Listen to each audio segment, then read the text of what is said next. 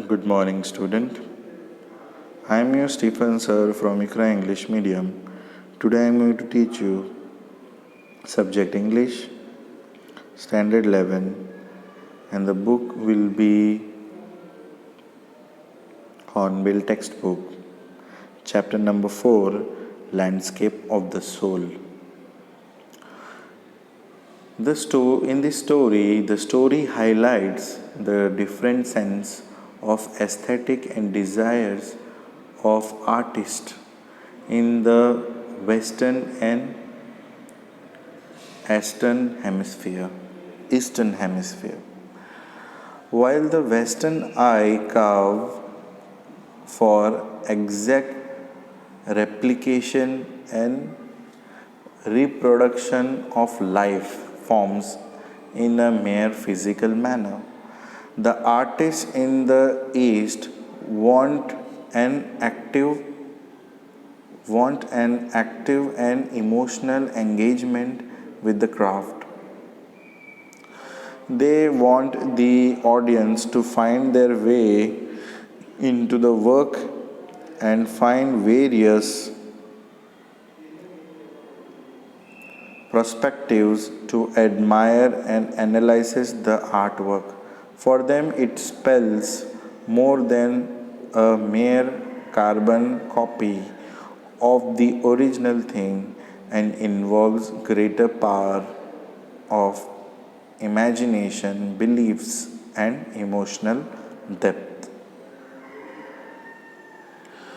They instill a deeper sense of spirituality in their work, which makes it more real than it looks.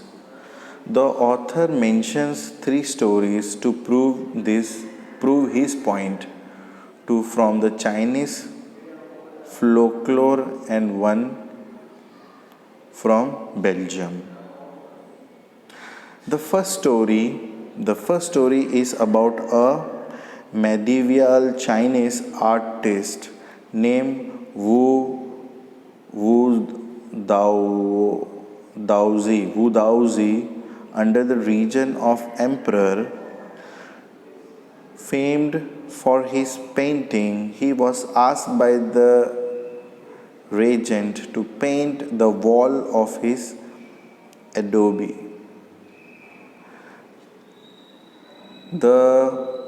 He obliged and painting a beautiful medley of mountains, river, clouds, wildlife, people, etc.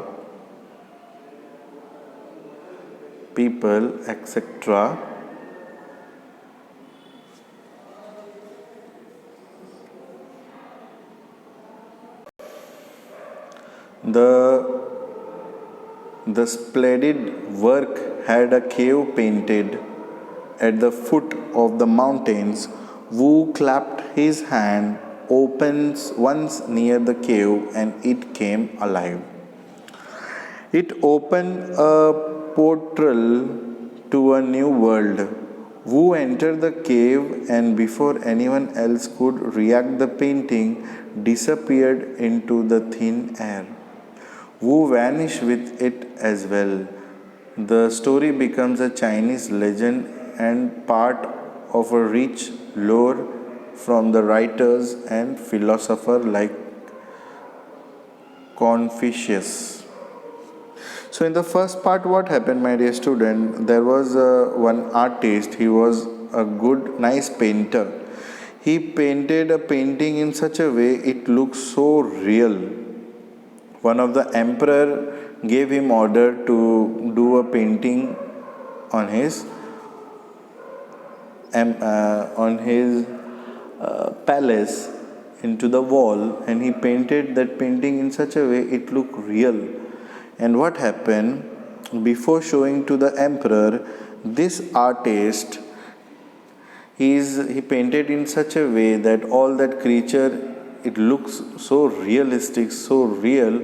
So what he did, he made a cave. In that cave, when he claps the hand, it opens. So he went inside. So this was something bit of like a story which no one can believe. Okay, moving on to the second story. The second story narrates about a painter who believed in the mysteries and spiritual magic of art. He had painted a spectacular dragon, however, he decides to paint its eyes, lest they open it and it came to life. Such a way, the strength and potency of his belief in his art that he was petrified at the prospect of bringing his art to life and fall prey to a fire hurling dragon. So this is the second story. In this second story, it's trying to say that there was a Chinese artist who created a dragon eye so realistic that it looks like it is watching at you. So this was the second story. Now moving on to the third story. Now we came to the third story and final story of the medieval Europe, and in a particular Antwerp, Belgium. Antwerp, Belgium, which is in China side. Once there was a blacksmith named Quentin who was smitten by the daughter of a fellow tradesman, a painter. The social difference between the two skills and profession made it unlikely that the painter could even marry them together. To earn his beloved hand in marriage, the blacksmith decided to draw a fly on the painter's panel. So what happened? There was an artist who is doing drawing, and there was a blacksmith.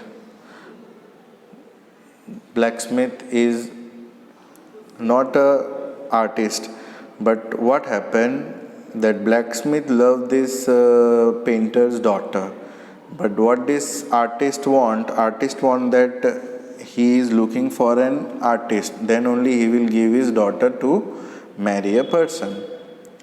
It was a piece of delicate realism and fooled the painter, who tried to swat it away, believing it to be a living insect. He was moved and convinced by Quentin's skill, resolve, and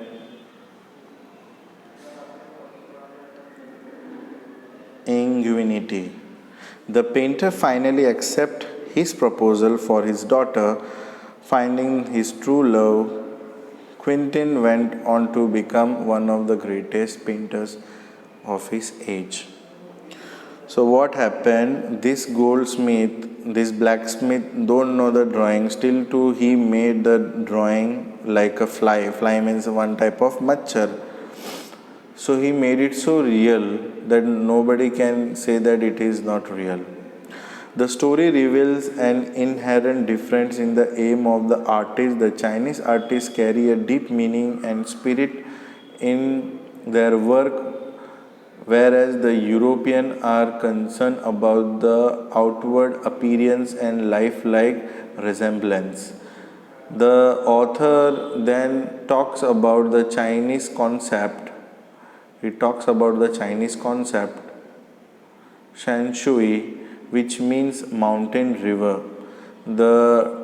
He notifies about the concept of yang, vertical mountain, which is masculine, warm and rigged. In yin, horizontal river, which is feminine, fluid and moist. The two